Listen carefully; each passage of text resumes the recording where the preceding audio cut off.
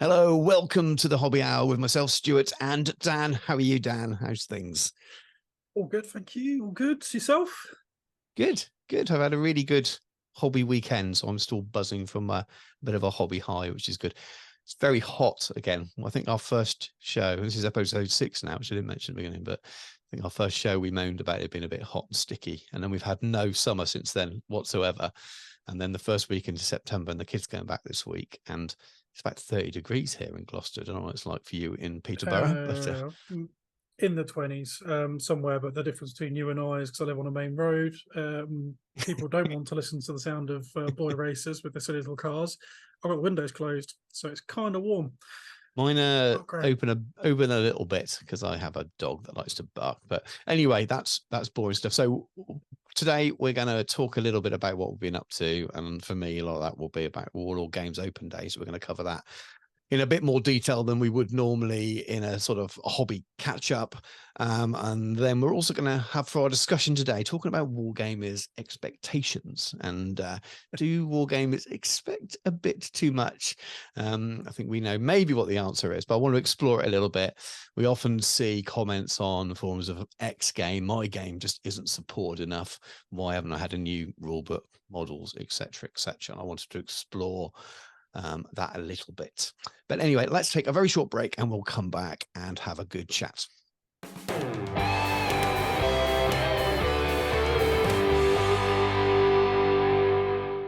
Right, so we've had our little ramble. Well, you guys have been listening to that theme tune talking about wine, but we'll cut all of that out. So let's talk about news, which is what we usually start with. Dan, have you got anything that's cropped up in the last few weeks that's not been added to the show notes by me that you want to talk about news-wise?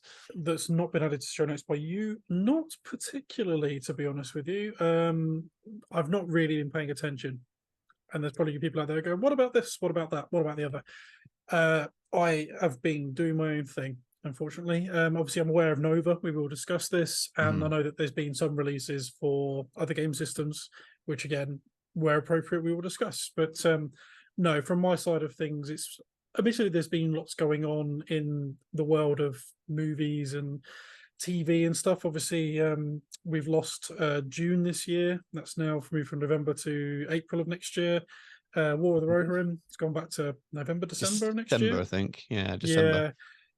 So regardless of the where's, what, etc., where people sit on the spectrum of whether they support these decisions or not, it's a bit sad. I'm a little bit gutted, but it is what it is. Well, Lord of the Rings movies that come out in December have got good pedigree, so you never know. Maybe it'll be good. Maybe it'll be. I have to admit, I'm more upset about Dune, and that's might come as a surprise to some, but I love Dune and I love the first one, so I was so excited about the second one. I've only recently watched it, as we were saying the other day, and I enjoyed it, but it was slower than I thought it would be. Felt like it. You're used to the classic 80s one. I am, which is over in 15 minutes flat. I still like it. I still like the old 80s one, but I did enjoy it. I still give it a good score, but it's beautiful. I did think, my God, I've watched 2 hours and 20, was it, or 2 hours and 40? It's quite long, and I thought we haven't got very far really. But he has his epiphany in the desert. What, about an hour and 10 minutes in the classic one, the Delirantis one? Yeah, it's too short. If anything, I think somewhere in the middle. Yeah, of course. I thought they would have added more rather than just take more time telling the story. It doesn't feel like they've added any more.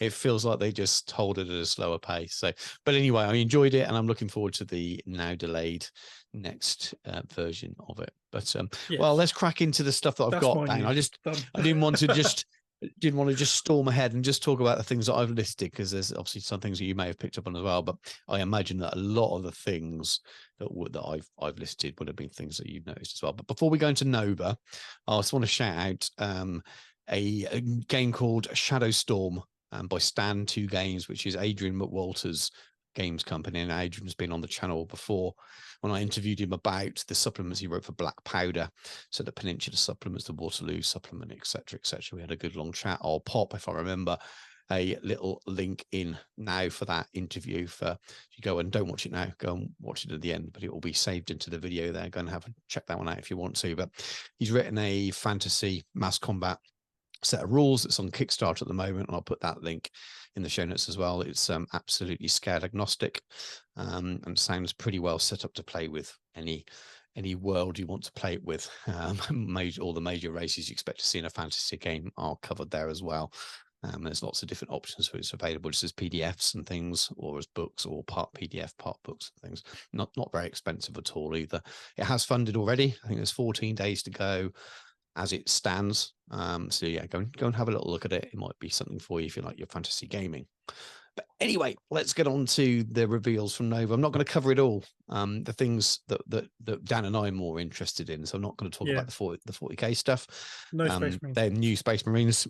I like the new Space Marines that are in the Leviathan box. I like the Terminators and the Dres. I'm painting them, but I'm painting them because I like those models. I'm not overexcited about them. So yeah, go and check those out. But the new Mark III, which are Space Marines for Horus Heresy, they've been a little bit controversial, haven't they? And I'm not sure why. I think it's just follows the heresy community around a little bit. But what do you think of the new Mark III? We'll cover that later, won't we? But I think the problem, and to just address that very quickly, is that a lot of the people in the main player base are used to the plastics that were released, 8 years ago?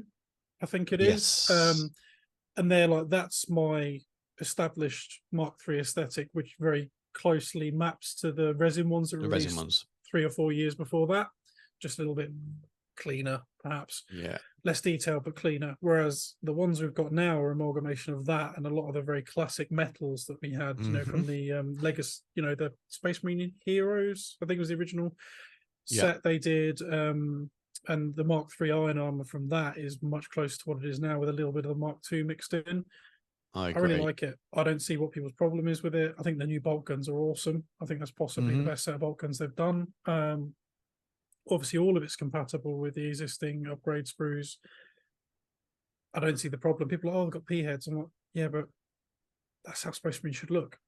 Yeah, I think it would have been one of those if they just resized the other Mark III, people would have said, "Oh, they've just resized it because they're doing anything new." But I also appreciate if you're a big fan of the old aesthetic, and these do look different. And you're allowed to be disappointed and say, "I don't like these as much." Simple as that, really. The problem we've got, and it's a classic example. And I think, unfortunately, the heresy community is particularly bad for it. Of, I want this thing, I want it, and then you get it. Not like that. Not like that. And it's like, because they've been whinging on about infantry, which I think's, in all honesty, as much as it's not perhaps been done in the best way, it's a fair argument. Particularly when there's an awful lot of basic troops options, breachers being a very good example. Hopefully there's going to be an upgrade set for the Mark IIIs for that. Yeah, I get it, but then to be so viscerally, I mean, some of it's massively unpleasant and very vitriolic and a little bit emotional. Again, we'll cover this later. Yeah, I don't get it. No, the level of response, it's absolutely, yeah. But we will cover that later because I think it's a good example of it. Let's move on to something linked to heresy then. Fulgrim. What did you think of the Fulgrim model? We've not discussed these yet. We've been I'm not at all upset that I painted my not even half done heresy army as Emperor's Children. Let's put it that way. That there is possibly one of the finest resin miniatures that GW have ever released. It's very nice, isn't it? It's stunning, and I don't know if I should mention who painted it because I don't think they've announced it. I don't think they're supposed to, but I know who painted it, and he's always been a very good painter. If you're watching this, sir, and it is a sir, I'll go that far. Unbelievable. The skin's like porcelain. It's so smooth. They've done a banging job with that. I think they've absolutely nailed it. But again, the level of vitriol out of the 40k players, because it's not plastic and it's not for 40k, has been pretty horrendous. But regardless of anything else, it's a beautiful model. There's an awful lot of models that they've done over the years where they've just nailed the brief, and that is one of them. I definitely think that there's things like the horned rat. What's it called? The big one for Skaven. Oh, someone will put in the comments. It's the Vermin Lord. Yes, yeah. The very most recent plastic one of those. Perfect. Mm-hmm. There's some of those models, they come along that you just think they've got it perfect. The redo of what's his name, Mephiston. Yeah, For 40k, it was a nice he's model. perfect. He is exactly what he should be. And Fulgrim is one of those models. I genuinely think it's one of the best design brief to successful model things they've ever done for Forge World.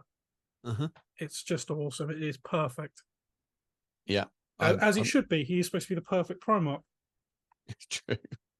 I haven't got anything to add to that. Really, is very impressed with the model. Hopefully, I'll get to paint him as part of my work one day. I'm actually just about to start a big Emperor's Children commission for a regular client, actually, but I don't know if he'll get me to paint that. He might send that off to a higher end painter, but very, very, very nice. I don't want to place myself above you, but I don't know if I'll end up bothering to buy him, at least for a little while, so maybe I might. That's a model I'd actually consider painting for someone. Well, there's not there many you go. Of those. So if he's watching, there you go. Get your wallet out though, because I don't cheap. What's after that? So I've noted down the Blood Bowl vampire team. I know neither of us are really Blood Bowl players at the moment. I think I definitely have been in the past. It's weaponized frustration, but I love the models. But they're really nice looking models. I know you like your vamps, so I thought they were pretty good looking. And I know that a lot of people that watch the channel, especially some of the older gamers, the Blood Bowl's a game they've continued to play. It's one that still resonates with people that maybe have stopped all other GW games. And there's still a couple more things I want to talk about from Nova. The next one is Hunter and the Hunted set, which is, now I'm only really interested in the one half of it, which is the Wilder Corpse Hunters, which are basically Cities of Sigmar, the new style themed Warcry warband. And they are basically just hunters, and they got some lovely doggos and some really, really cool poses and things, and they are gorgeous models, and I have plans for them. I won't go into it now. Probably talk about that a bit more on the next one of these, actually. I've got some big plans for that. Now, I didn't realize, I thought they were just coming out as a warband to buy. But it looks like they are one of the new sets, and they're a bit weird. They're not always starter sets, like season sets, aren't they? I've learned a lot about Warcry in the last week or two by reading up on it. I assumed every box set that came out with 2 warbands in was a starter set. Apparently that's not the case. They don't all have rules in. Scenario set, isn't it? It is kind of a scenario set. I just didn't know looking from afar. But I'm if I've got to buy the whole set, I will. And I'm probably, I say probably, gonna give Warcry a little go, just because it's heard such good things about it. Those vampires are beautiful. Yes, you've done a very good job painting some of those already, but it's just I've heard it's such a really, really well written game. It's a really good fun to play, super simple. It's the kind of thing, especially that reduced starter set that I've got there, which is 4 models aside. I'll get Jacob playing that. That's something I can play downstairs on the kitchen table while the youngest is watching cartoons or something, and Jacob and I could play. So that was my thought process around it. The other one is talking to people at the weekend, talking about meetups in the future at Warhammer World and things. Do you fancy a game? Oh, do you play Warcry? And it's just a perfect thing to do if you want to meet up for a social occasion, have a beer or have some lunch and a coffee in Bugman's, and then go and have a game of Warcry or something on a Saturday. And I don't have anything like that I could play at Warhammer World at the moment. I'm building big old world armies, which the game's not even out yet. So if I want to do that kind of stuff, I need something to play. So that's another reason for having it. And then next episode, we will discuss Warcry and its potential a little bit more. That's a little hint for the future. But anyway, we'll return to that one. And then the last thing, the thing I was most excited about was Lady Elise Douchard, which is the latest sort of reveal for the old world. It's obviously the Bretonnian priestess, and it's, wow, what a stunning model. I don't think I've seen any comments from people not liking it. For all the stuff that's shown so far, it's been mostly well received, with a few people moaning, "Oh, this is this or this is that." But people just seem to be almost universally stunned by how gorgeous it looks. So really, really can't wait to get hold of it and paint that one. It just looks stunning, and I think a lot of proper competition painters are going to want to get their hands on that one. We've talked about this before we started recording. Imagine Richard Gray painting that, Andy Wardle painting that. You see the job he did with Gandalf the White. Did you Gandalf the White? No, he did Elrond. He did Elrond. Which was just okay. Someone did Gandalf the White as well. I relatively recently, about 2 months ago, got to hold that Elrond. It's just, I wouldn't want to hold it. I'd like to look at it very closely. I would be scared to hold it. He just keeps you models. It's like, yeah, take it, hold it. I'm like, have you met me? But no, I can't see it because I'm shaking too much. Yeah, it's individual hairs, and he's a wizard. Stunning model. So yeah, wow. I can't wait. Oh, God knows how long it's going to be. Probably months. Doesn't matter. I'm looking forward to that, and that will be pride of, once that's released. I will definitely be ordering that. And then in terms of news, now I'm going to leave the rest of the news till we talk about what I've been up to in the hobby, because it kind of fits in with Warlord Games Open Day. Oh, Dan's put his hand up. I did forget one thing, and it's I can't remember if we've spoken about it last time. They've shown the new models for this coming year's Warhammer Plus subscription. Yes, they have, haven't they? One of them's an Imperial Guard Kazakin, which is loosely based off one of the old bits of artwork. Very nice, but meh. There's a vampire. There is, yes. There is a vampire. I have cancelled my Warhammer Plus subscription. I actually did that last week.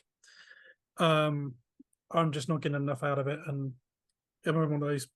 I've gone through a lot of subscriptions, I suppose, that way, and just cut out what I don't need, what I don't want, what am I getting value out of. I think it's probably the more thing.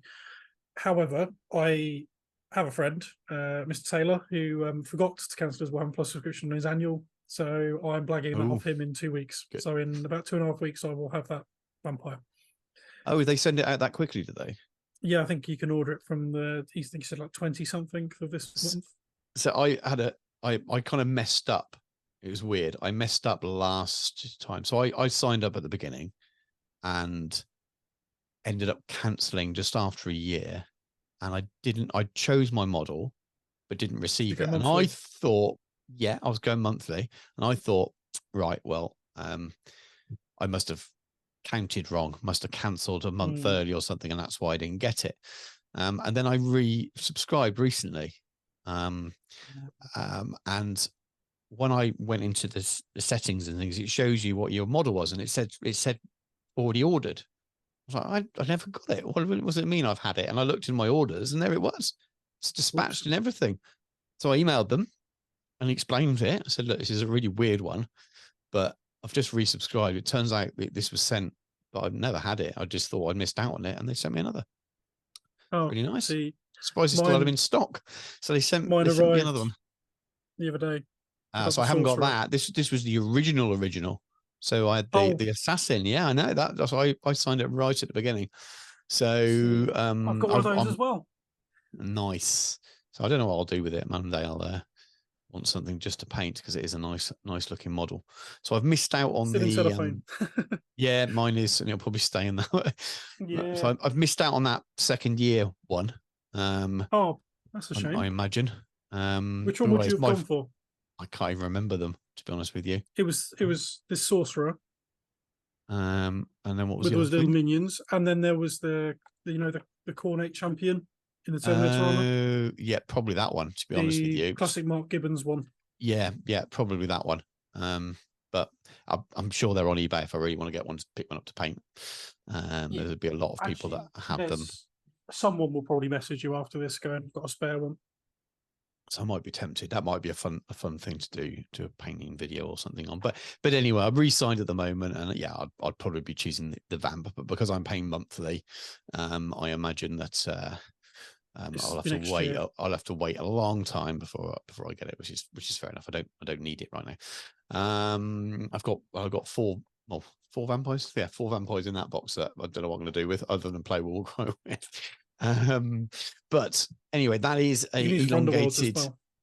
Oh yeah, I've never tried that. Because that's Yeah, what they originally that were. was originally. Yeah, it was a Underworlds thingy, wasn't it? That's how I got mine.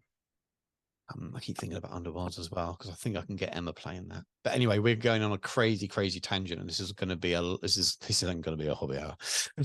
There's too much news. We've only really done half the news, but we'll cover the other half of the news when we talk about what I've been up to. But so I can stop talking. Dan, what have you been up to hobby wise since we last spoke? Wow, this is going to become a running theme. Not a lot. I have done some, in fairness. I finished my Tiger, my Flames of War Tiger, which I really enjoyed painting. It was an opportunity to try some new things. Remembered it with Vignette, but I did go looking for some, was it Engage, like scenery and terrain to try and add something to it. And then, yeah, when I looked at the price on it, I went, nah, you can. Like, I wanted telegraph poles. I thought I remember quite a little cool thing that had some height to it. Or railway stuff. £30. Railway stuff is insane. Absolutely insane. I was like, no, I don't want it that much. So it got some grass. Yeah, it looks amazing as it is anyway. I wouldn't worry about that. Yeah, cheers. I'm quite happy with it. It was a learning exercise. There's things I'd do differently were to do it again, all that kind of stuff. I need new airbrush in all honesty. But I enjoyed that. That was cool. And then people may have seen, I think I mentioned it last time, that Darren Latham did his 90s Marine Challenge where get the model from the second edition box set, and mate Tim Stables, Eve Pilotone on Instagram. He's got a mate who was able to get hold of a couple, so he sorted me one out, and I painted that as Crimson Fist. I'll be straight up, I left that really till the last minute. I think I started painting that on Thursday just gone, and the deadline was Saturday. Yeah, so it still looks awesome. I think if you're a wargamer and you're on Instagram and you use it for wargaming, you'll have seen a few of those. You'll have seen a few of those. It might have been 50% of your feed. What Darren did there was something really, really cool. Very simple idea, but the engagement that it got from the community has been fantastic, and it's been such. Do you know how much they went to on eBay by the end of it? It was £28 each. Someone was sitting there with like boxes of them in the bottom of their old bits box and going loaded. Yeah, so they were the ones in the second ed, the starter box. Yeah, I painted mine as Blood Angels back then against orcs. Yes, Goth orcs, 20 orcs, 20 Gretchen, and little Gretchens. Yeah. I painted all that set. Dreadnought. Yes. I painted all that set. I remember it. Space Marines. That's what they were. They used to come in a box 10 as well. You could get that. Yeah, so yeah, that was good fun. But I didn't get a huge amount done in the last couple of weeks. I'm not going to use the usual work excuse because, to be fair, it's not been that bad. I am going to use my other painful experience, and I've been getting quite a lot of tattoo work in the last month or so, and including my armpits, which is probably too much information for some people. It's just as painful as you'd have expected of that, and you end up doing your best Chicken Tonight impression. So painting becomes a little bit problematic. Yeah, I can imagine. It physically hurts. So, yeah, my painting, not much painting anyway. And then it was itchy afterwards. Yeah, which is great. Yeah. But it's what we do. Again, there's worse places that for pain and for itch afterwards. So, yeah, leave those bits clear and you'll be all right. We're different kind of. We don't need to know if they're not. We don't need to know if they're not clear. You can leave that to our imagination. Find out. But yeah, to change the rating on this show. Apart from that, I've generally been a bit of a nerd. I've been catching up on a bunch of movies, re-listening to the Audible Junes. So I re-listened to all of June, and I'm working through June Messiah at the moment, and just generally trying to catch up with some stuff, reading some sort of graphic novels. Would you read a graphic novel? I don't know. You read the words in it. You consume a graphic novel, I suppose. Yeah. But I've been catching up with some sort of bits and pieces of that, because you tend to find, I think, when you're not painting, you do other things. I did a bit of video games, but yeah, Yeah, I mean, even that's hard. I found I was having to put myself on the sofa, and yeah, but they remastered Quake 2, so I smashed the living daylights out of that. Nice. But that's yeah, I've not done huge amounts of hobby, but that's okay. I've been watching loads of more war movies and getting myself in the mood for various different bits and pieces, which has been a bit of fun. The classic sort of Fury and Yeah, stuff like that. A lot of Fury and things like that when I was painting the Tiger. the tank. Elite Yeah, I thought Heroes, that might be. naturally, you've got to. Thought that might be the case. What else did I watch recently? A lot of Vietnam stuff. So We Were Soldiers and Platoon, and Nice. yeah, Nice. Haven't seen those for good fun. years.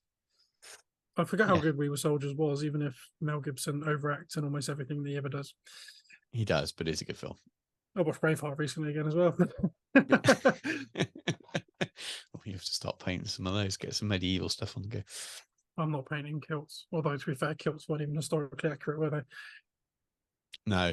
When you get some, you don't have to be the Scots. Yeah, you can always. The Longshanks. Wash your mouth out, sir. do something. Yeah, do something close. Have you seen Baron's War? Similar. I haven't. Close. It's a good skirmish game. You've done me over for enough games. You leave it out. I'm not going anywhere near Baron's War. I've got enough knights to paint. They might be fantastical knights, but I do have enough knights to paint. So, but it's a good looking game. Yeah, but Yes. I think you've done more. Sir? Oh, quite a bit actually. So stuff for the channel, but I won't assume that everyone's watches my videos, and some people might just be here for this. I painted a Chaos Warrior to continue my series of the old world sort of tutorials. That was a good bit of fun. And Martin from Seventh Son YouTube channel set up his own miniatures company, Ragged Staff Minis. They're lovely. They're really good. Well, the Marcus from Reconquer Designs is sculpting them for him. And so he's really, really nice. And Walls of the Roses miniatures. And he sent me the first. He sent me one ages ago when he had like a test print. I've never got around to working on it. And then he sent me one of each of the range. So I ended up with a double for one of them. And I sort of reposed his arm and I ended up painting them as a little set. Did a video again as a video for it. So we're going to look at that up if you haven't seen it already. But they were really fun to do. I've built pretty much everything for the Flames of War army we need for CrackCon in October. Just sort of worked my way through it all. Had to order a couple of extra guns because I realized I had the wrong types. But we are ready for paint. Most of it's primed as well, so we really are ready just to crack on now. So hopefully we'll paint a bit and do another video update on that soon for those of you who are waiting for the next update. I don't know if there'll be any more painting tutorials for it. I know people would like it. I tend to try and not have too much repetition. I've painted a tank, so some armor, and I've painted the infantry. And I think from those two videos, you can paint anything because I use the same method on all of the armor and the same. And anyone that's on their feet will use the other one. I might squeeze in one more tutorial, but yeah, that's kind of where I'm at with it. Covered trucks and stuff might be a good idea for the fabrics and things. Yeah, well, I haven't got any trucks I haven't got any trucks in this list, but I might do something for the future. But yeah, anyway, that's it's. I've got 7 weeks, I think. 7 weeks. Yeah, I could do it. I could do it in a week if I need. If it becomes my project for a week, I can do it because it's 15 mil stuff. And as you did yours as a little vignette, can you imagine painting that for an army, and you were just knocking out 3 of them for a unit? You speed up stuff, not doing the base. You can do them quite quick, can't you? You could could have painted really quickly if I hadn't been choice paralysis trying to work out what the hell I was doing. With it. Wasn't the word I was looking for there. But. And that's the other thing. So if you had a unit of 5 of them or something, you could paint that in the same time as you'd paint a heresy tank, couldn't you? I think I remember trying to explain that, and some more. Yeah. And this is really good as well. Very nice. This stuff is amazing. I use their brush restorer and cleaner and stuff like that. This is magic. Absolute magic. If you take a hairdryer to it on a low setting, it'll dry your oils in about 5 minutes. Really? I'm not even joking. I might have to order some of that because I need that speed for work. I use that on the base for the Crimson Fist. So, just dry brush all the base up, painted the little skull on it, whack. I think it was 2 parts thinner to 1 part oil. Slosh that on. hit it with a hairdryer. Yeah. And it was done in 5 minutes. Done.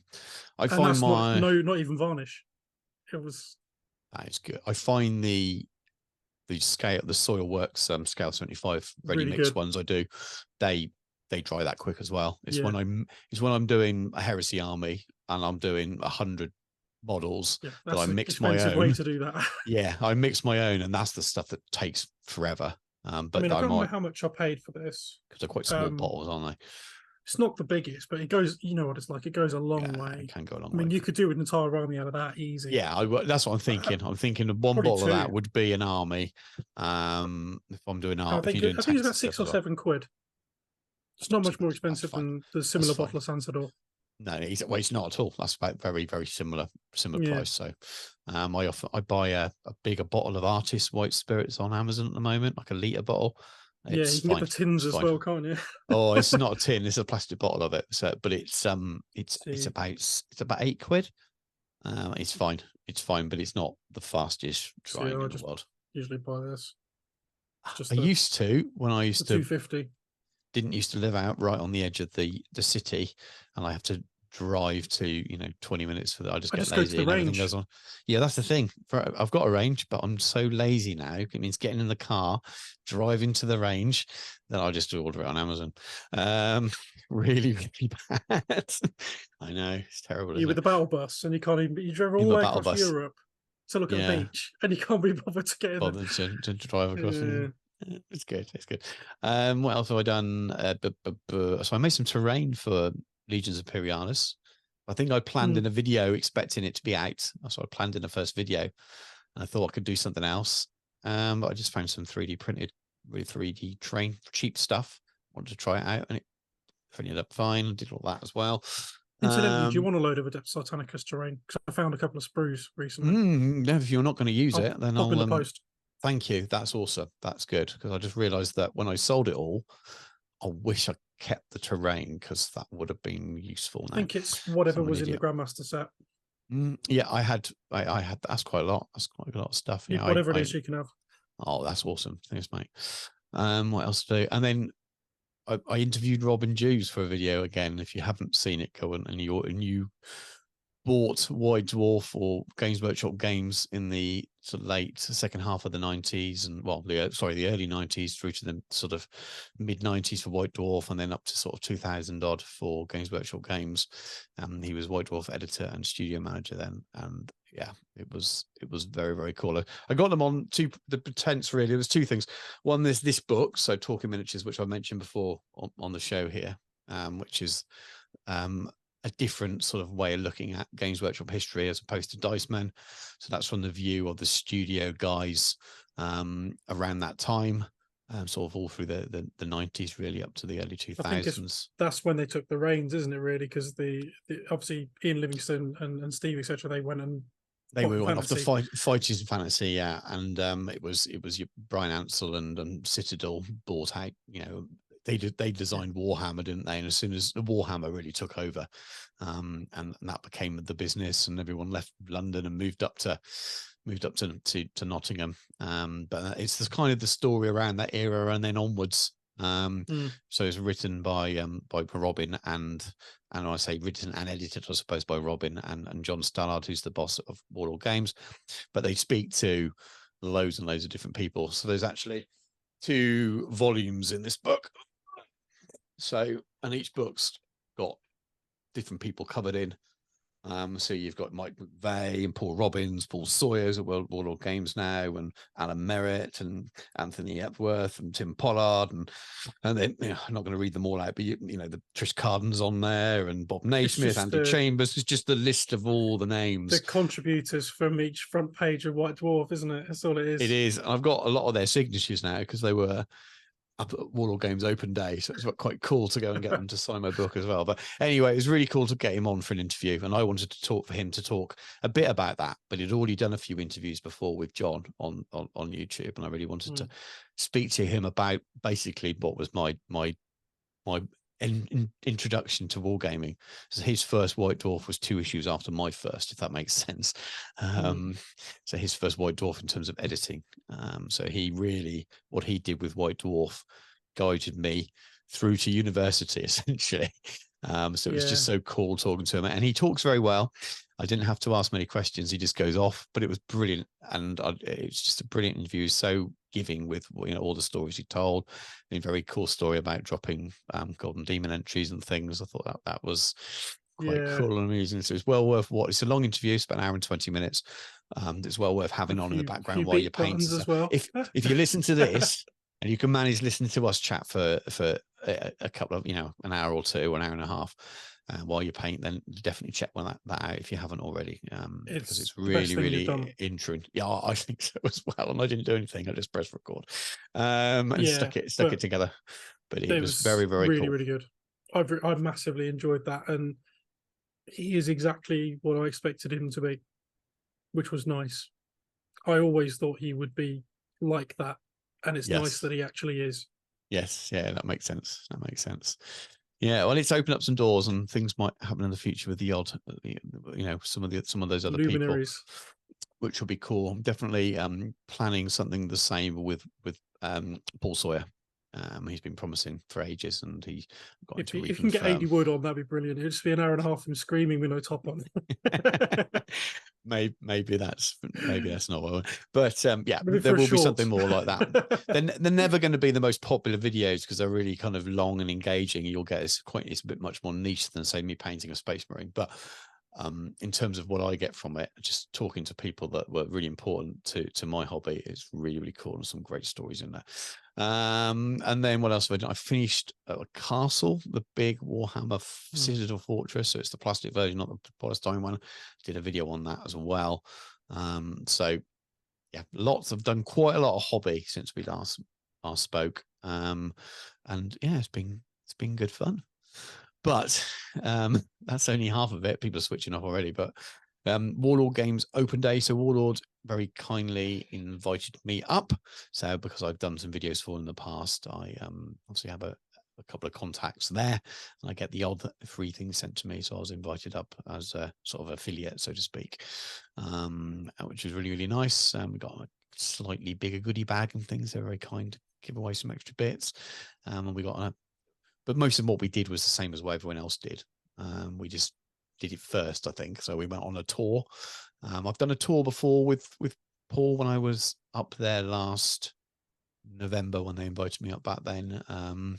But the tour was a bit different this time. When Paul showed me around, he showed me the places, but he sort of talked about it from what he knew. This time they had people at each section of the warehouse telling you how they did stuff. So we had someone talking about resin casting, someone else talking about Cyocast casting and how that works, and someone else talking about the metal casting. So you got to see it. You got to to see what they were doing, actually demonstrate it, which is really cool. So if you're interested in how war games companies work, you're not going to get that with Games Workshop. They're never going to invite you behind the scenes and show you how they cast miniatures and things. But they're casting for 6 months in advance, aren't they? So exactly. Well, Warlord Games are, they got quite fairly. It's nothing like Games Workshops, but it's still a decent sized warehouse. So, and you can book your tour. I think they're £15 all year round. You just got to ring up and do it. So you can, if you're interested in doing it, you can book a tour and pay for a tour, and someone will show you around. So it's well worth doing it if you're able to get to Nottingham and you're interested. But then after that, I proceeded to miss 3 of the 4 seminars just by talking to people. Luckily, they record those seminars and they put them out. So for people wanting really kind of solid news, I suggest you keep an eye on the Warlord Games website. Last year, I remember there'd been lots of talk in the Epic groups and things about, oh, this wasn't announced, or anyone heard about this, and I've heard they've said this or that, and other people. I was at the seminar, they said this, and I think I just watched that seminar, the whole thing. It's on YouTube. And they didn't say that, or they did say this, and it's. I think just watch those seminars when they come out. If you have any questions about what's coming out, that's the best thing to do.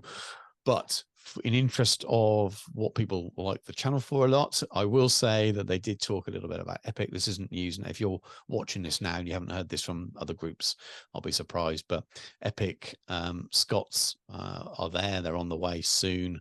I'm sure that I will get my hands on some of those at some point, hopefully early. So I will share that with you when I do. I have no idea when they're going to be out. They've not given When you dates say for anything. Scots, do you mean for English Civil War? Yes, sorry. Yeah, the Epic. Yeah, I mentioned Epic. I was thinking American Civil War is going to be probably a bit of a stretch, isn't it? Yes, yes. And there's nothing really new for American Civil War. The mortar and the corpse tower and the ambulance have just come out. I've just reviewed those. I've got painting tutorial coming up for those soon. But there were some displays from staff armies there, and there were some tents and things. And I did hear someone mention that camps and tents might be coming. I don't know. I saw something. I don't know if they're scratch bill or not. The images, there'll be lots of images on the screen throughout me rambling on here anyway. So I'll show you what was there. I don't know whether those are ones coming out or not. There's limbers for all the Napoleonic epic armies coming.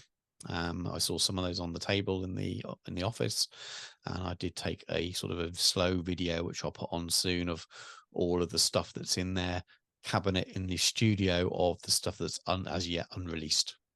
So you can see all the stuff that's coming that's either out on pre, or some of it's on pre-order now, like the new Napoleonic 28mm Rangers from the Peninsular War stuff. The stuff I sent you links, Dan. The cool stuff would be good for Sharp. With the sheep. The sheep and all that, yeah, all that stuff. They're in there as well, but there is some new stuff, lots of new Dread stuff. We know that we've got ABC Warriors coming next year. Yeah, I was going to say, I didn't hear there's going to be ABC. So I saw some of those being painted. Some are painted in the cabinet. Some were being painted when I was there. So they are they'll do Rogue quite Trooper? Cool. Right. So that's the one seminar I did get to see, which is the Andy Chambers and Paul Sawyer seminar about that. They have no solid plans for anything else at the moment, but it's one of the most likely ones if they do something else. So the deal they have with 2000 AD is that every year they have to do a Dread release. So they've just had ABC Warriors. So the next one after that is likely to be something to do with Dread again. But then after that, who knows? But they haven't nailed down what it's going to be yet. But yeah, it could well be Rogue Trooper in the future because it lends very well to skirmish gaming. So could be cool. The only difference is all the things they've done so far are linked by universe, whereas Rogue Trooper is slightly different. That's it. And that's pretty much what they said. Again, that will be in the seminar they've recorded. So go and watch that in case I've mixed up anything I've said there. But that was what they mentioned. But they do look quite cool. I'm not huge into ABC Warriors, to be honest with you, but I looked at the models, and if they're going to use the same core system as Dread does, then who knows? I might pick up some models to paint. Could be fun to have a quick game of, but excuse me. But they look pretty cool, and I'm glad that it's still doing more Dread stuff. I mean, one of the things they gave me was a copy of Block War, which I haven't had a chance to take the cellophane off yet. So I will do a bit more Dread stuff on the channel, including painting Dread at some point in the next couple of weeks or so. What else have I got on my list? So Naps Epic Hail Caesar has been confirmed. They haven't done any more. I mean, that we already knew that was going to be it anyway. The rumors have been rife for so long. Epic Hail Caesar is coming, but they didn't see any more, so we don't know when or particularly what's there. I think the generally accepted rumor is Romans and Carthaginians, and that seems to make sense based on what's been said at a number of things. John's talked about elephants quite a few times and how cool they would be to have in Epic. So that means Romans and Carthage, doesn't it? Just thinking about painting Romans at that scale. It might be easier than you think. You'll be focusing on the shields, won't you? Yeah. No, I think you basically you use Zenithal and dry brush. So you slap Zenithal, slap chop, and use your contrast and things on, like I do on the on all the fabrics and stuff, and get your metals in. I think you. Yeah, well, it was called many things before that, but if by using a term people understand what you mean, and it's a technique I think people should use because it's a good one. Cutting my garlic, yeah. But yeah, it's on the way. They kind of confirmed it properly for the first time. I don't think anyone really knows any more info. And then it was really nice to. So I met Andy from Friends of General Haig for the first time. I've done commission work for him, so I've spoken to him lots, and we spoke a lot on social media. So it's nice to meet him in person for the first time. He had a big Culloden game on for Black Powder. I bumped into Leon from Leon T66 channel. We spent a bit of time in the morning chatting. Spent quite a lot of time with James from Shackles and Sprues channel, which is really nice as well. I spent loads of time with Jordan from Jordan Sorcery, which I mentioned on the channel quite a lot. My partner in crime for the book club, GW Book Club, of which our first book club video is up on his channel when we talk about ignorant armies for about 2.5 hours. It was quite a long conversation, but if you like those books, it might be a good fun to go and check out. And I'm reading Drachenfels at the moment. But so yeah, we spent quite a lot of time. We arranged to meet up anyway. Spent a bit of time. We went for a few drinks in Warhammer World afterwards. I say drinks, pints of Coke, because I was driving. And boy, did I regret that. About 10 minutes into my drive, I had to use a lay-by. I had to stop. So a 45-year-old bladder did not like necking like 2 pints of Coke in about an hour. Anyway, on from that to I also bumped into Peachy and Pat from the painting phase, which is really cool as well. They were on the tour that I was on, and then I sort of chatted to them quite a lot. So this is why I missed all these seminars. It was a glorious day. The weather I thought was supposed to be raining originally. It was like 25 degrees. Glorious day. I was standing outside chatting to Jordan and Peachy for about an hour when one seminar was going on, but it was just such a really lovely day to kind of hang out and talk to everyone, and they did a really, really good job. So you've got 2 new staff there that at Warlord. So there's a guy called Kieran who's new there, who's dealing with all the affiliates and influencers. I hate using the term, but I speak to him when he maybe sends me some things to review, etc.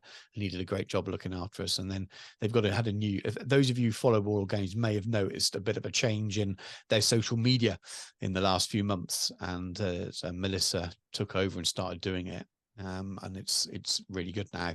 And I got to meet her as well, and it was nice. But they did a very good job of looking after us and hosting it all. And I met other people as well. There were people that said hello to me, and I sort of didn't know who you were and said hello back. It's sort of quite weird sometimes. But someone shouted hello, "How are you doing?" And I'm like, "I forgot your name." I feel terrible if that was you, but yeah, lots of nice chats with people. Really, really good fun. And that was cool, really. I entered the painting competition. I didn't realize it was a painting competition until they sent out the agenda sort of on the Warlord Games community. So I hadn't planned anything. I didn't want to take any of my Ep6 stuff. I wanted to take something that was slightly nicer. And I thought the nicest thing I had that was Warlord Games was the start of my North Africa bolt action army. But I hadn't painted enough. The squad was 5 men, and I've half painted my whole army. I've done all the airbrushing on it, but I've not finished them. And I looked in my cabinet, and it was 4 men. So I painted one up the night before. It took me about 90 minutes or so to paint one man to add to it, and I entered vehicle as well with the tank that I'd already painted for it. So you'd have seen those on the channel ages back. The men were the guys that I did a paint tutorial for bolt action figure. I had to watch it to remind myself how I painted them, to watch my own video. And it's 40 minutes. Maybe you realize how much my painting tutorials have come on. They're all about 20 minutes long now. They started at an hour and then they went to 40. Now we're down to 20 minutes. So it was a little bit sorry for people who watch those old videos. They're a bit more like live streams than painting videos. I used to just talk as I painted rather than editing the audio in afterwards, and it makes a difference. But anyway, I entered those in, and I got first for my squad and runner-up for my tank, which was really cool. And I got some very nice prizes for it. I got a whole Italian army as a starter box for the winner thing, and I've got a what was it? A Hannah Mag for runner up. So I've got a lot more bolt action to paint. The Italians are good. They would be my opposing force for my Brits, but having spent 90 minutes painting one single man, and I've got another like 25 to go. Might be a while before I get them done, but I've got an opposing force in a box anyway.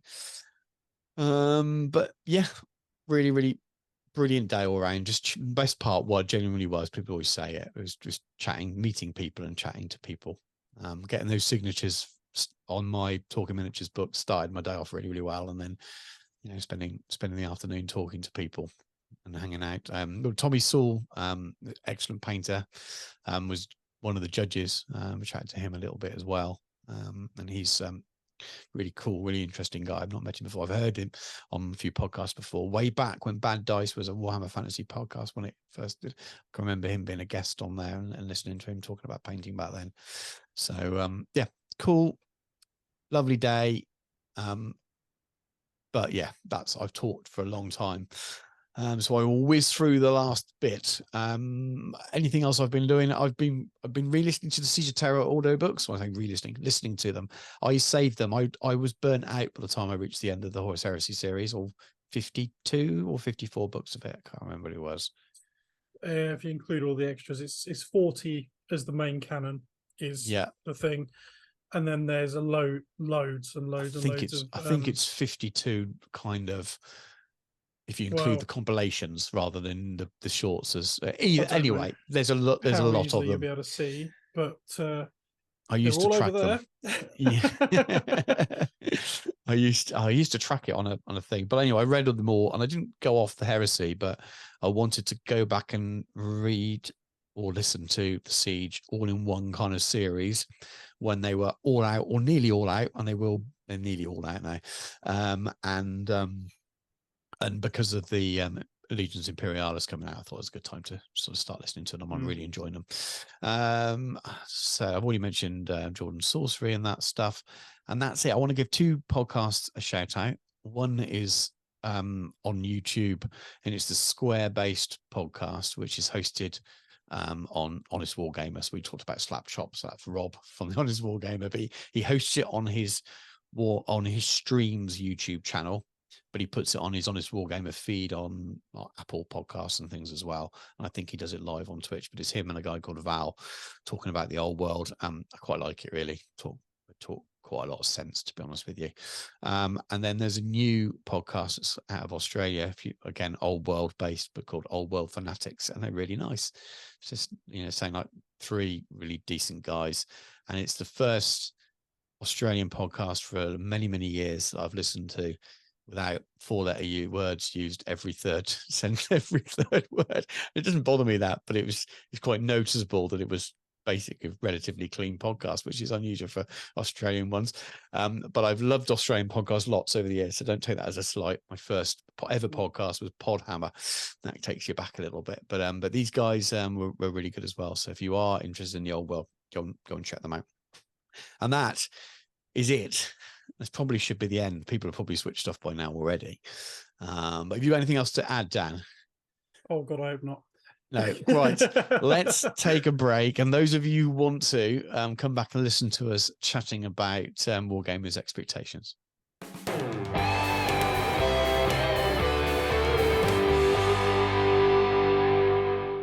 And we're back, and let's talk a little bit about Wargamers expectations. So it's something I scribbled down a few weeks ago, while no doubt spending some time in a Facebook group. And there was the obligatory, my game is meh, and it's not supported again, or typical, nothing for X game, because you see this problem. We're not talking about 40k here, not talking about Horus Heresy, or about nearly every game system that's produced by a largest producer, particularly Warlord Games or Games Workshop. But I've seen it with Flames of War. I've seen it with War Machine in the past. So any of the kind of the bigger companies where the games have got real big worldwide catch on, you find people kind of complaining that when's this going to happen, or when's that going to happen.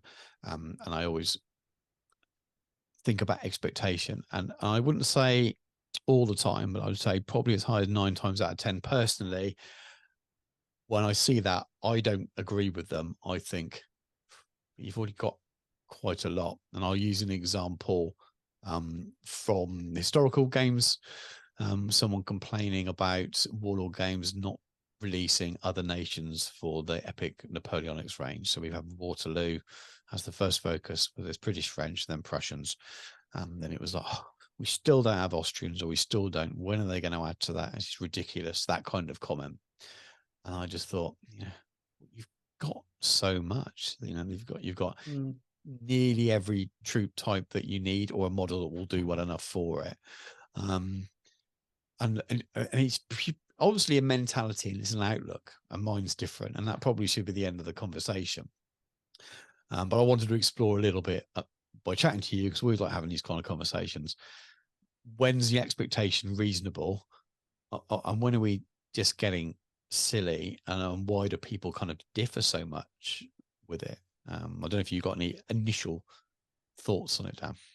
Well, I suppose there's when is an expectation reasonable, and the answer to that in my mind is almost never, because I don't think it's entirely fair to have those expectations. You can have your preferences, your wish list, or with a wish list, for example.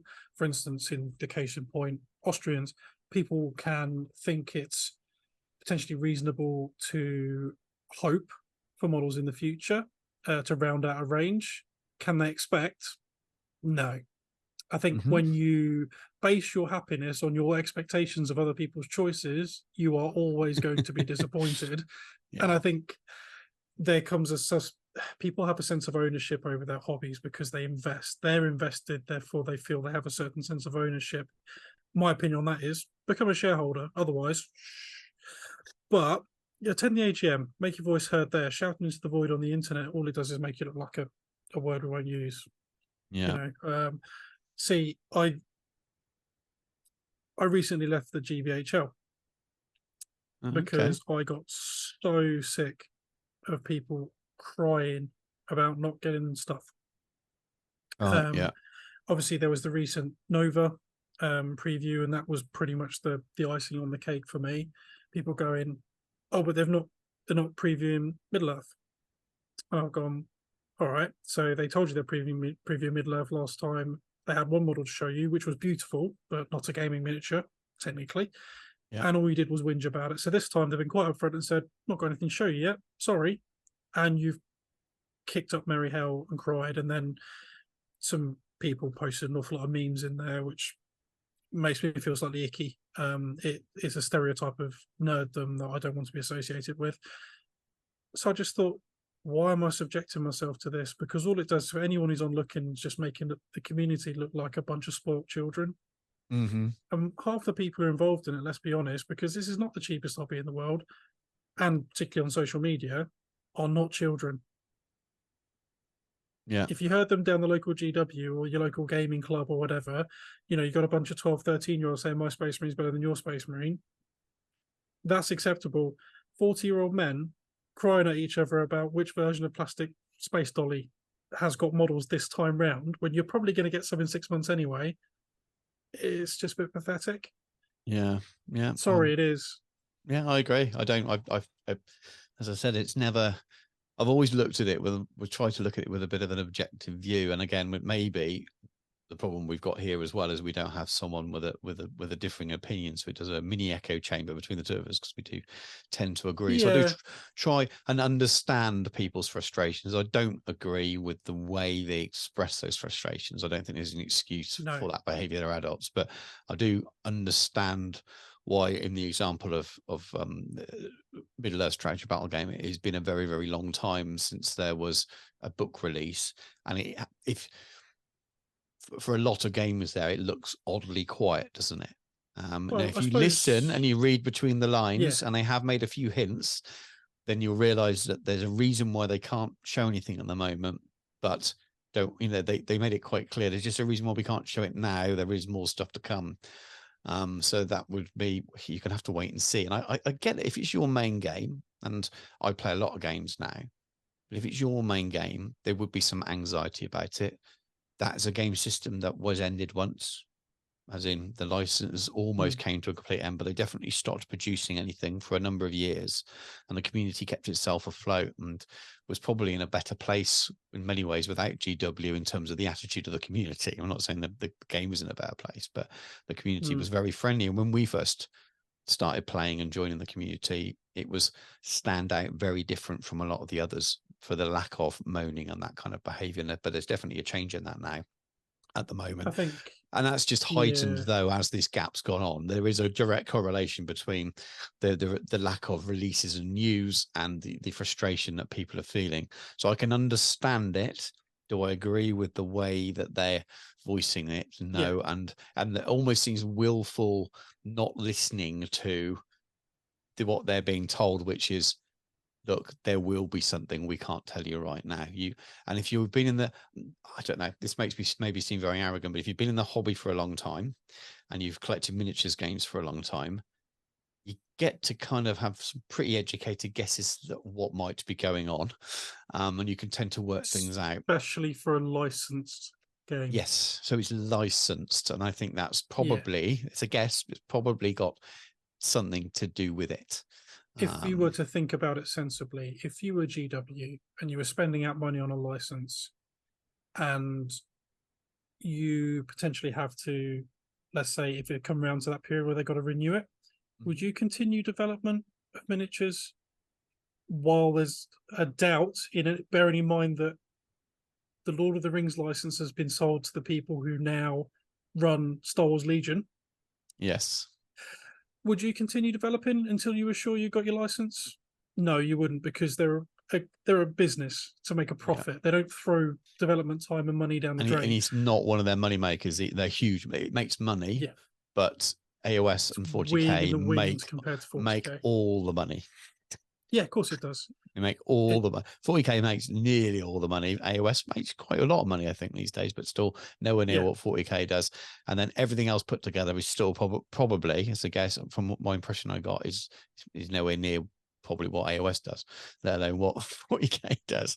Everything else is small fry. And you've just, and this is the thing, I get people's passion, but I don't understand why sometimes educated people, generally fairly educated people play war games. You've got to be fairly educated and understand things. You've got to read the books and things. So I say educated, that's the wrong words.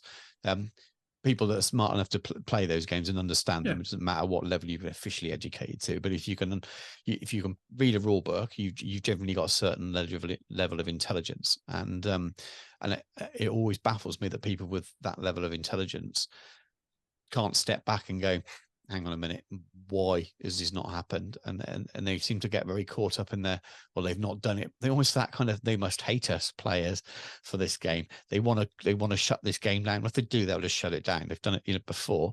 And there'll always be a good reason for things. Now they'll make mistakes, they'll make wrong decisions, but they don't tend to be, when it comes to the business side of things and what they deliver and what they make you, and you get product that is delivered generally as quick as they can, but it's the right product to make their money. So if you haven't got it, it's either because there's an issue in production, an issue with a license or something, or because they genuinely are making too many other projects to make your product at the moment. You'll just have to wait your turn, and you might as well accept that your game isn't as big as 40k or whatever game it happens to be. But if you want to grow something, and this is some people are going to be going, yeah, roll me eyes in that. But I run a business, and growth is important, because if you're not growing, you're shrinking, and therefore you're losing money, and that's never a good position to be in. Yes, fair enough, they're paying out for the license to maintain the existing catalogue they have, of course. But that's not how you grow a game. That's how you stagnate or shrink a game. Yeah. If they're paying for the license, they want to be developing. So what that tells you is, if they stopped potentially developing, which would explain potentially a gap in the release schedule, it meant they were consolidating. And now we're starting to get new models dropped, which they couldn't do unless they had a license now. Yeah, we wouldn't have had that. Nope, wouldn't have happened, and they wouldn't be talking about future things. So maybe that tells you that perhaps things are coming. And again, I presume knowing knowledge of this is just, if you just divorce yourself from the emotional side of things and just look at it realistically, it's a reasonably, I mean, it might be wrong. There is a slightly emotional side to me, because I don't mind admitting I do, like yourself, we know people who are part of the teams who are incredibly passionate individuals about them, particularly when it comes to Middle Earth. I mean, Rob Alderman lives and breathes it. You cut him and he bleeds that and gore, but he really cares both about good things. Yep.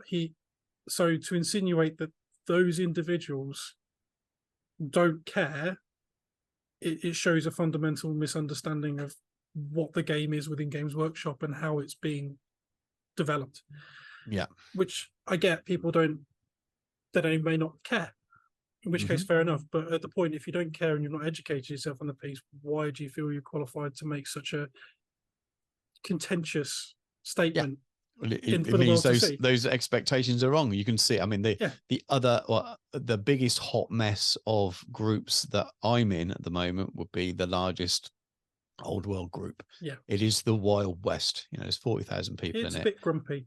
It's crazy. It's really funny at times. You mentioned go join and just ask what size bases the old world's going to use. You a lot of people off. It's really funny, but it's full of just wild expectation. And I look at the comments, people, don't they? Yeah, but they're not always being rude. Some people are just saying, "I really hope this happens," and you think, "Well, hang on a minute. Well, I really hope they redo a whole plastic range for this and that." Well, they've already kind of hinted. Read all the development blogs.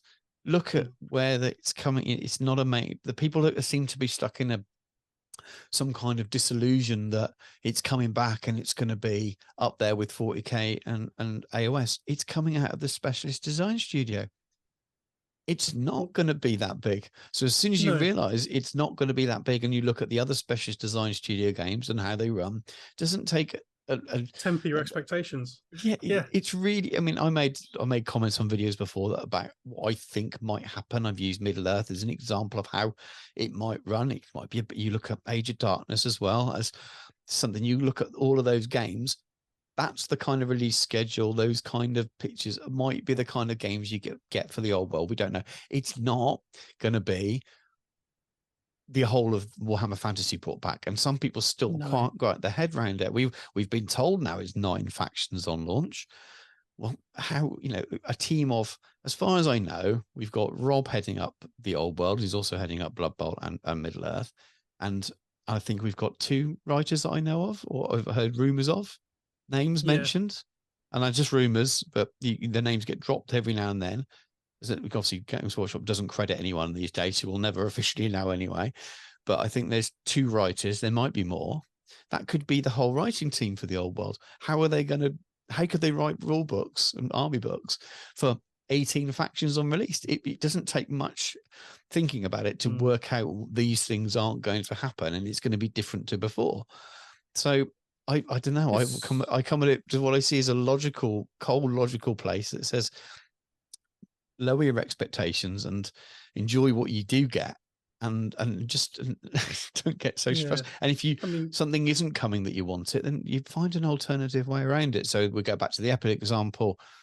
People have found other ways around it. Either it's repainting other miniatures or buying from other ranges or 3D printing. And if they don't want to do that because they want everything to match, then use another company's miniatures and buy a different range. Don't get angry about it. This company has offered you those things. That's their offering. You could say, I would like this, but don't be sad when the other things that they haven't promised you are going to be there haven't arrived yet. And don't be sad because they've released another game you don't want. Other people might want that. And Epic Waterloo was so big, and they mentioned the other boxes. That I thought that would be next. Well, I can imagine that Epic Pike and Shot was probably already halfway designed by the time that but they decided, saw how big the next one was going to be. There's no way that they could skip that out the run and put something else in. You wait your turn, unfortunately, for some games. So that's just the way it is.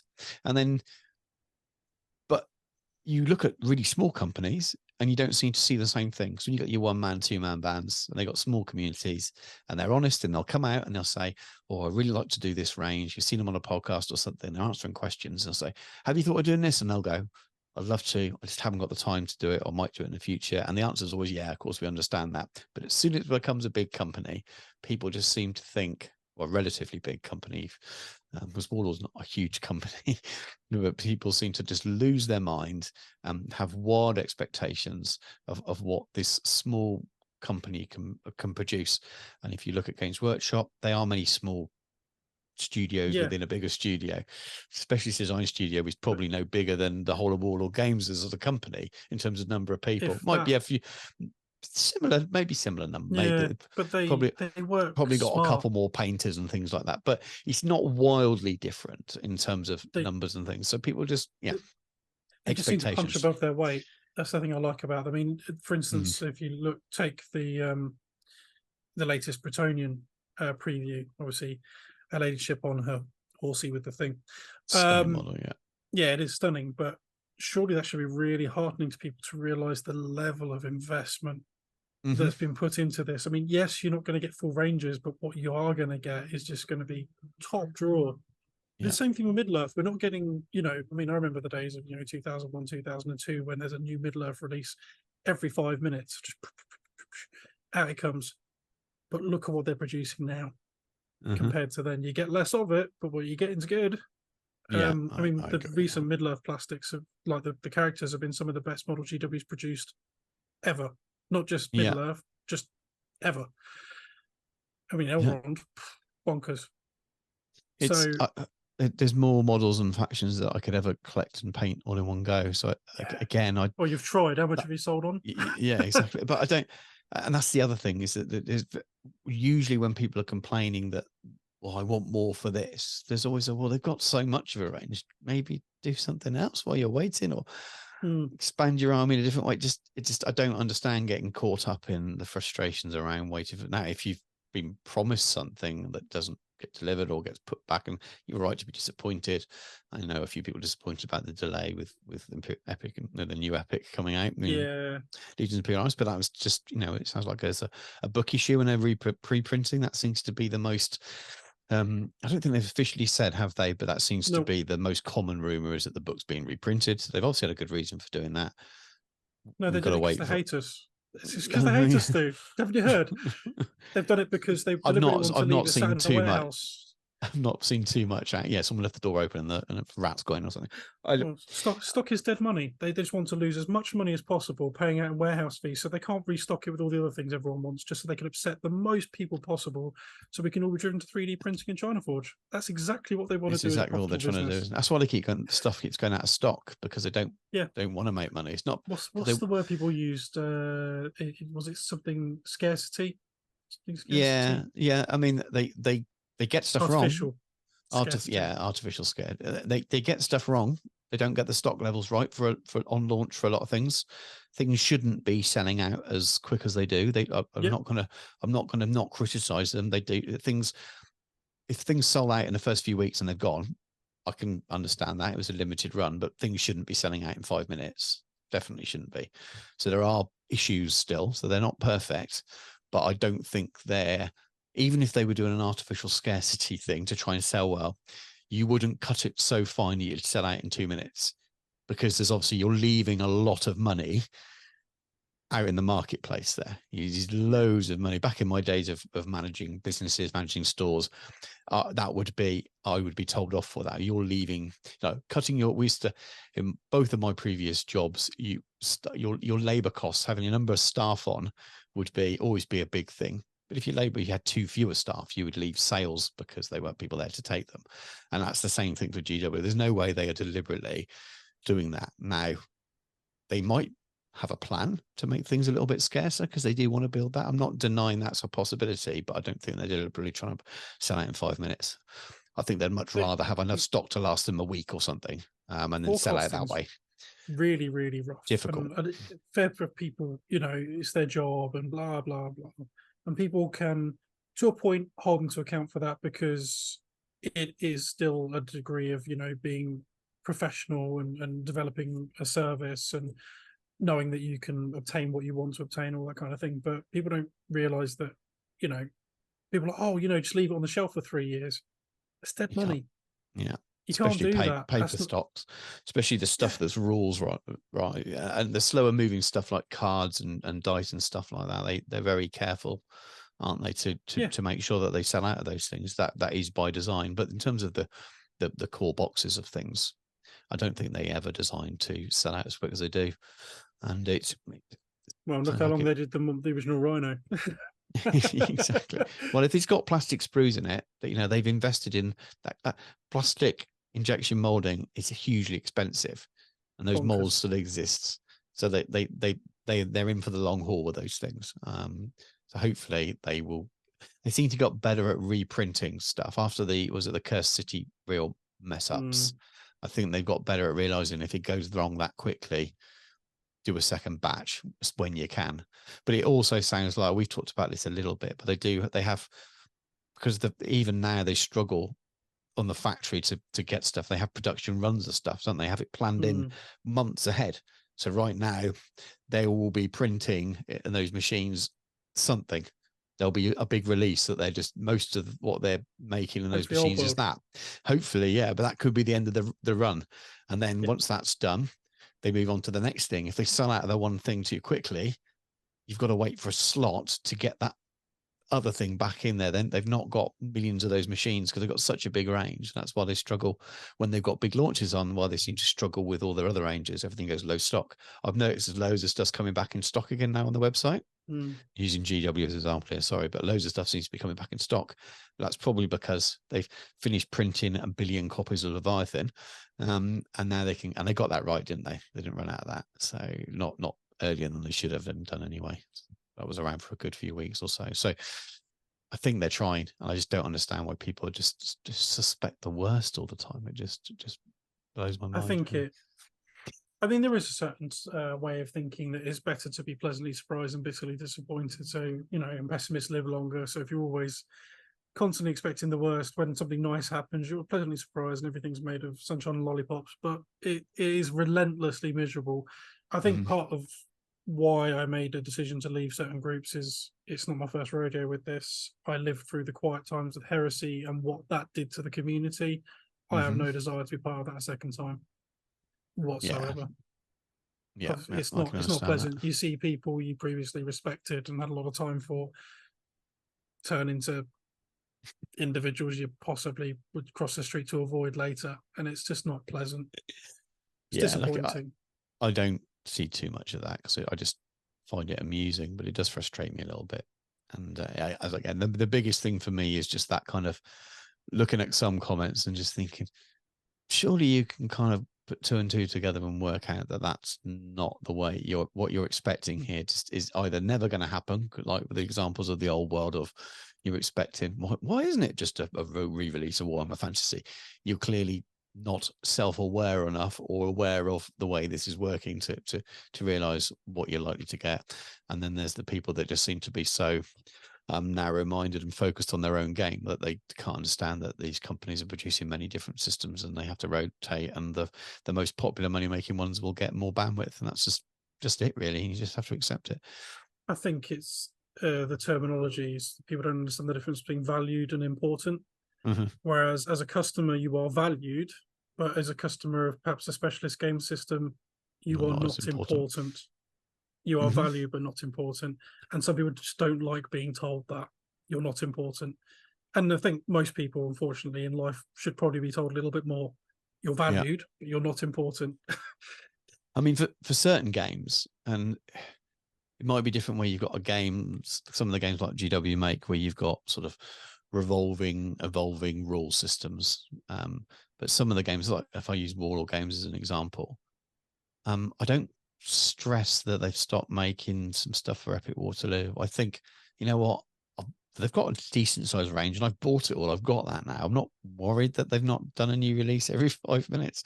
I don't feel it needs it. It's I don't know, if I look at the range and I feel the range is full enough, I think that's there. And if I've bought it all, well, I've bought it all. it's not going anywhere. I own it. I can make 2 armies out of it, or however many. I can play the game. I've got everything. Have you got everything you need to play the game? And if the answer is you want to play as Austrians or something, then look forward to the future, and realize it will come when they can do it, or when it's financially right for them. If you're not, then don't expect a new release. This isn't Codex Space Marines. This is you've had your stuff. Surely it's enough. I don't know. I look at a lot of games where people complain and just think, why are they so much for this game already? Isn't there enough within this game to enjoy what's there? If you've generally got everything, fair enough. But it does, again, I just don't feel that often. But again, that's a personal thing. I very rarely feel, oh my God, I've run out of things for this game.